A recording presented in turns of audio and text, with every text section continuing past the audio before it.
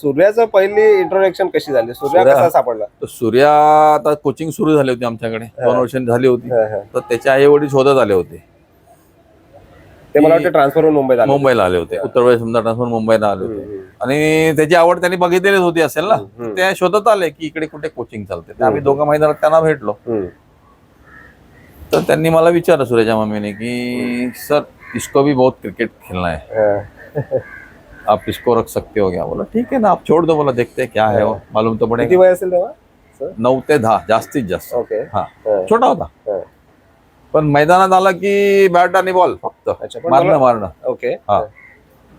तर 2 वर्षात थोडंसं माहिती पडायला लागलं की काहीतरी वेगळं दिसतंय, कारण का ते माहिती पडतं इतर मुलांपेक्षा लगेच माहिती पडतं. इंटरेस्ट जास्त आहे. हा. तर बोललो आप तुम्ही सोडून द्या, बोललो बघूया बोललो. आणि 2 वर्षात आमच्याकडे तो एमसीचा कॅम्प लागला अंडर 14 समर कॅम्प.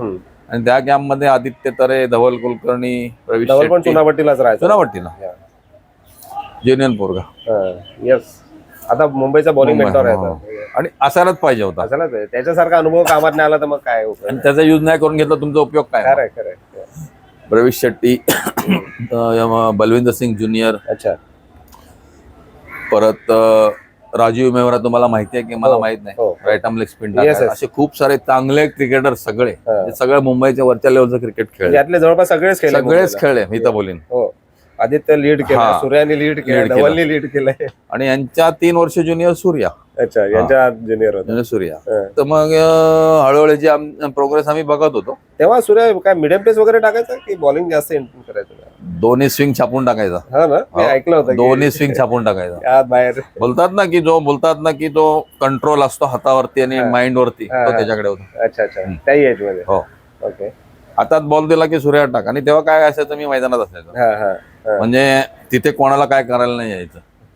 मी स्वतः लीड करायचो, मैदानात असायचो आणि ह्यांना घेऊन खेळायचो. बरोबर.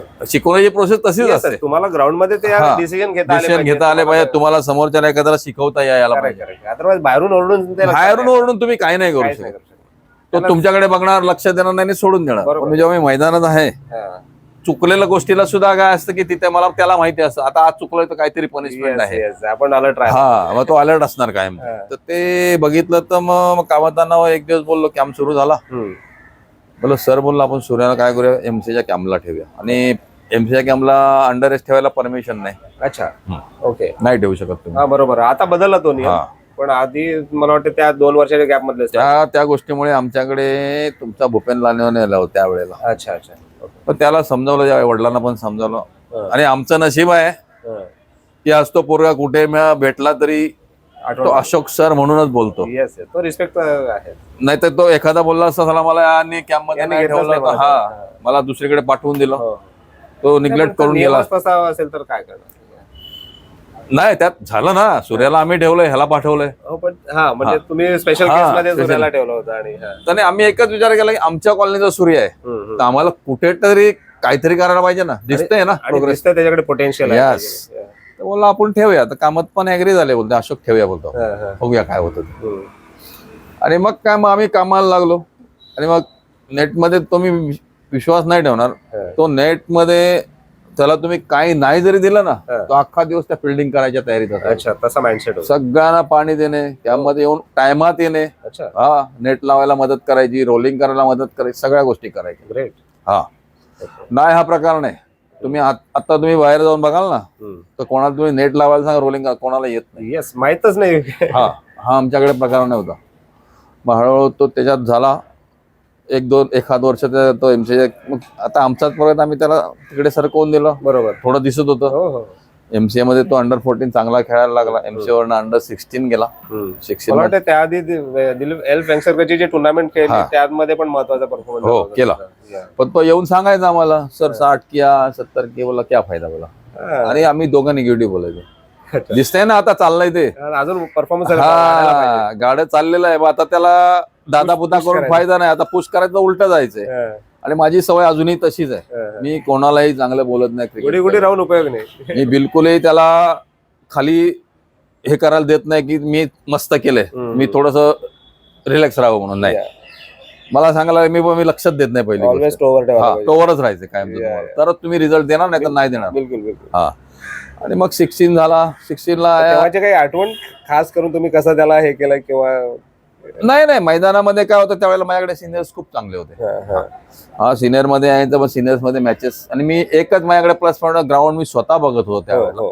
त्यामुळे यांना मी खूप साऱ्या मॅचेस खेळलो. ग्राउंड पण छान होता, आउटफील्ड लश ग्रीन आउटफील्ड, सगळ्या खूप साऱ्या मॅचेस खेळल्या. आणि काय होतं तुम्ही 10-20 जेव्हा सेशन कराल ना नेट प्रॅक्टिसचे त्यापेक्षा तुम्ही 2 मॅच खेळा. मॅच टेम्परामेंट त्यामुळे तुमची लायकी तुम्हाला 2 मिनिटात माहिती पडेल. 2 बॉलच तुम्हाला काम करून जातात. खरंय खरंय. प्रेशर मॅचचं काही करायला तुम्हाला लागत नाही. 2 बॉल चांगले पडले की तुम्ही स्टेडियम पॅव्हलियन मध्ये 2 बॉल चांगले खेळत की तुम्ही 50-60 केले तरच टिकाल तुम्ही. यस. तर मला तो मोठा ऍडव्हान्टेज मी स्वतः हँडल करतो. मला पाया जेवढ्या मॅच खेळत होतो. आणि हा सिनियर मध्ये आला की सिनियर खूप चांगले असल्यामुळे हा मैदानात मॅचला यायचा. आणि आमच्या त्यावेळीची परिस्थिती काय होती, आम्ही सगळे राजा महाराजा की आमच्याकडे कोणाकडेच काय नसायचं. हा मग मला कोणीतरी काहीतरी दिलं की सर हे अच्छा केलं उसको देतो, घ्यायचं कोणाला तरी द्यायचं. अगदी सूर्यापासून. आज सूर्या एवढा जबरदस्त आहे पण तो बोलला सुद्धा आहे की बोलतो सर लेते थे किधर से लाते थे हमको देते हम खेळते थे. हा फॅक्ट होता. आणि आता तोही तेच करतोय. ज्यांना करायलाच पाहिजे ना सर, नाही तर कसं काय होणार. ही प्रोसेस तशीच आहे की तशीच जायची असते. तुमच्याकडे ठेवून उपयोग काही नाहीये. हे मला दुसऱ्याला देणार तेव्हाच मी मोठा होत असतो. अरे तो मोठा आहे, त्याला तिथे तोडत नाहीये. तो माणूस म्हणून सरस आहे. आणि आज मी आज माझा जो 4-5 महिन्याचा जो क्रायसिस झाला आहे ना त्याच्यात मी बघितलंय की त्या पोरांनी मला वरती आणून ठेवून दिलं. तर ह्या सगळ्या प्रोसेस सुरू झाल्या. अंडर 16ला मोठा परफॉर्मन्स केला.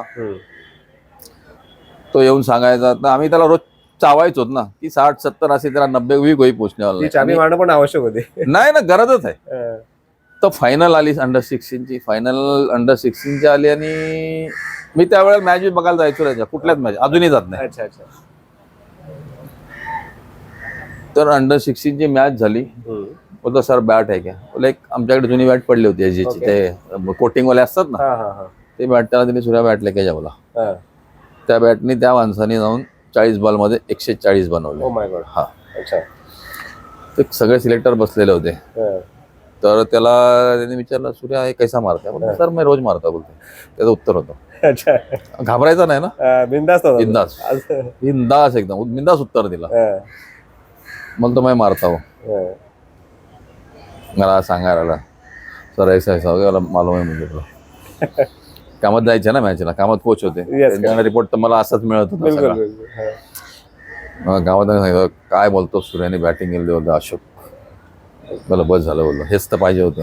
आणि तिथून ती गाडी सुटली. अंडर 19 झाला, मुंबईचा कॅप्टन झाला. मग तो नंतर थांबलाच नाही बिलकुल. आणि मी तुम्हाला सांगतो इथून मुंबईचा चेंबूर कसं होतं त्यावेळेचं अजूनही तसंच आहे. चेंबूर आणि बॉम्बे एवढी मोठी तफावत आहे की मुंबईचे प्लेअर दिसतात, चेंबूर मधला प्लेअर मुश्किलने दिसतो त्याच्यामध्ये. बरोबर आहे. त्या सगळ्याला टॅकल करून सूर्या मुंबईच्या टीमचा कॅप्टन होतो. याच्यासारखी कुठली मोठी गोष्टच असू शकत नाही. त्यांनी अर्न केलेलं आहे, मिळवलं स्वतःच्या ताकदीवरती. सोपं नाही ना. आणि त्याच्यानंतर मग हळूहळू लीड केली. त्यानंतर एक किस्सा मला नंतर माहिती पडला नंतर की तो टॉप स्कोरर होता. मुश्ताक अलीची टीम बनायची होती तेव्हा सगळे खडूस सिनियर बसले होते सिलेक्शनला. तेव्हा एकाने त्याला विचारलं बरं तू खेळायला आलायस की ऍक्टिंग करायला आलायस. आणि त्याचं नाव कापलं त्याने, ड्रॉप केलं त्याला. तुम्हालाही माहिती असेल. आणि आता मला ह्या सिच्युएशनला सगळे लोक बोलतात ना की सूर्याला बोलतो 5 वर्ष उशिरा चान्स लागला. मी प्रत्येकाला एकच उत्तर देतो, त्याला 5 वर्ष उशिरा चान्स नाही लागला. बोललो जे बोललो त्यांनी जे त्यावेळेला जे काय केलं ना त्यातनं धडा घेऊन जो आज उभा राहिला तो सूर्या. बोललो त्यातून चावून की आता मला पुढे कसं जायचंय. आता बघा आता टॅटू वगैरे सगळ्यांच्या हातावर टॅटू, पण आज कुठे काय नसतं. फक्त माझा क्रिकेट आणि क्रिकेट तेवढंच असतं. मला वाटतं अनुभव अनुभव शिकवतो तुम्हाला. तुम्हाला कोणी काही शिकवू शकत नाही. तुम्ही ना मी शिकवू शकत ना कोणी शकत. कारण ते 5 वर्षामध्ये खूप काही असे पिरियड आले की पैसा एवढा अफाट येत होता, पैशाची मोजणी नव्हती. मित्र तसेच असतात. पैसा दिसला की ते येतातच तुमच्याकडे, ऑटोमॅटिक.